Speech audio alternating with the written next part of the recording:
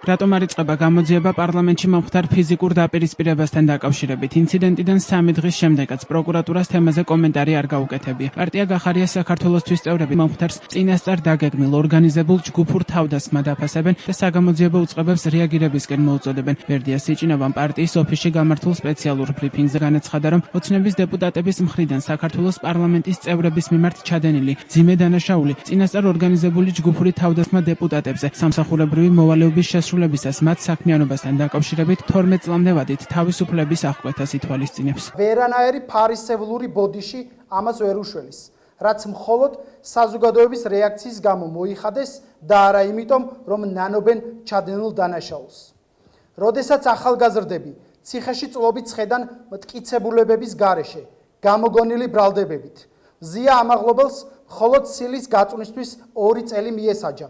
4 შვილის დედა ბანერზე მარკერით გაკეთებული წარწერისთვის იხდის სასჯელს. ამ პირობებში ეს ჩვენთვის არა მხოლოდ პოლიტიკური და სამართლებრივი, არამედ მორალური ვალდებულებაცაა, რომ ვიბრძოლოთ ბოლომდე ოცნების ძალადობის თითოეული მსხვერპლისთვის, რადგან არავინ იცის ეს მოძალადეები მომავალში რა დანაშაულს დააორგანიზებენ, წააქეზებენ ან ჩაიდენენ.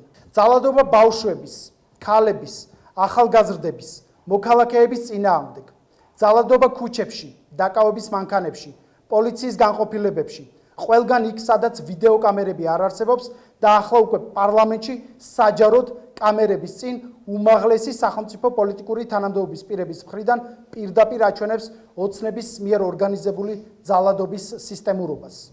მოქმედი კანონმდებლობის თანახმად მასმედიაში გამოქვეყნებული დანაშაულის შესახებ ინფორმაცია გამოძიების დაწყების პირდაპირი საფუძველია, თუმცა ამ დრომდე გამოძიების დაწყების შესახებ ინფორმაცია საზოგადოებას არ აქვს. კიდევ ერთხელ მოვითხოვთ სასწრაფოდ გამოძიების დაწყებას მომხდარ დანაშაულზე და შესაბამის სამართლებრივ რეაგირებას.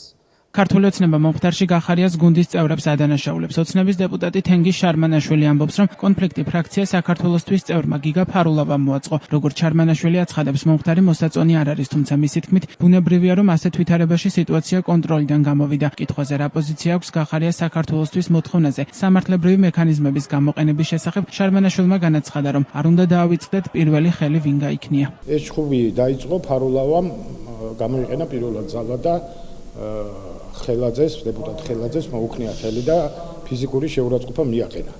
შემდგომში, რა თქმა უნდა, ნაწილი რაღაცა პროცესში მონაწილეობდა, მეორე ნაწილი გაჩვენებაში მონაწილეობდა, მაგრამ ფაქტი ერთია. ამ პროვოკაციის დამწყები იყო დეპუტატი ფარულავა, რომელმაც ხელი გაარტყა დეპუტატ ხელაძეს. მანამდე ფიზიკური დაპირისპირება არ ყოფილა. როდესაც უკვე ბოდიში ამის პირდაპირ თქმისთვის დედის გინებაზე გადავა საქმე და ჩხუბი ამწყდარია, იქ ახლა რაღაცის გაკონტროლება არის ძალიან რთული და ქართველები ვართ ახლა მართლაც ის ხო არ არის. მართლაც ხო არ გადავჯიშდით არა.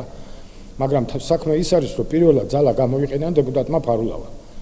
მერე ახლა ეს უნდა მოეთმინა ვინმეს ეს ხელი რომ მოხდა, დედის გინებაც უნდა მოეთმინა და ყველაფერი ეს უნდა მოეთმინა, ეს არის მხოლოდ თეორიული მსჯელობა. როდესაც ესეთ დაძაბულ სიტუაციაში ჩხუბი ატყდება და უკვე ვინმე ძალას გამოიყენებს, იქ რა თქმა უნდა რაღაცა პერიოდი სიტუაცია კონტროლიდან გამოვიდა. ასე რომ საზოგადოდ რომ ეს მოსაწონი არ არის, თვითონ გორდულაძემაც ტელევიზიით განაცხადა. თემას ეხმაურება ოპოზიციონერი პოლიტიკოსების ნაწილი, ისინი პროკურატურას გამოძიების დაწყებისაკენ მოუწოდებენ. მათი შეფასებით პარლამენტში ადგილი ჰქონდა ჯგუფურ ძალადობას. პროკურატურამ დაუყოვნებელი უნდა გასცეს პასუხი, დაიწყეს თუ არა გამოძიება აღნიშნულ ფაქტთან დაკავშირებით მყისიერად, ვინაიდან გამოძიება იწყება დანაშაულის ნიშნების არსებობის შემთხვევაში, ხოლო ჩვენ ვიხილეთ ჯგუფური ძალადობა, განხორციელებული თანამდებობის პირების მხრიდან მეორე სახელმწიფო თანამდებობის პირების მიმართ.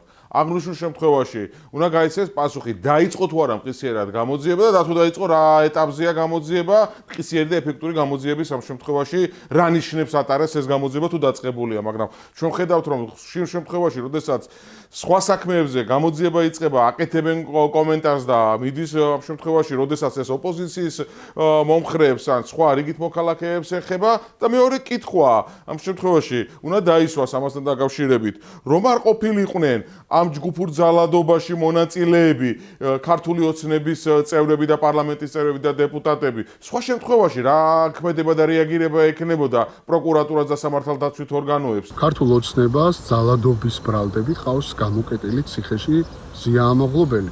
მოძალადედ არის გამოცხადებული პაატა ბურჭულაძე. ამასობაში ჩვენ ვხედავთ არალეგიტიმურ პარლამენტში როგორ ძალადობენ ჯგუფურად ოპონენტზე, ეს არის არაერთეული შემთხვევა, არამედ ამას აქვს სისტემური ხასიათი, ვინაიდან ვერცხლის მოყვარეობის ხარისხი იმდენად მაღალია ქართული ოცნების წევრებში და ფაქტობრივად ჩამოყალიბდნენ ივანიშვილის ქარვასლის დახლის მცველებად და არა კანონმდებლებად, რომ ელემენტარულ კრიტიკასაც ვერ უძლებენ და ძალადობენ და ამ ძალადობისთვის მათ არავინ პასუხს არ თხოვს.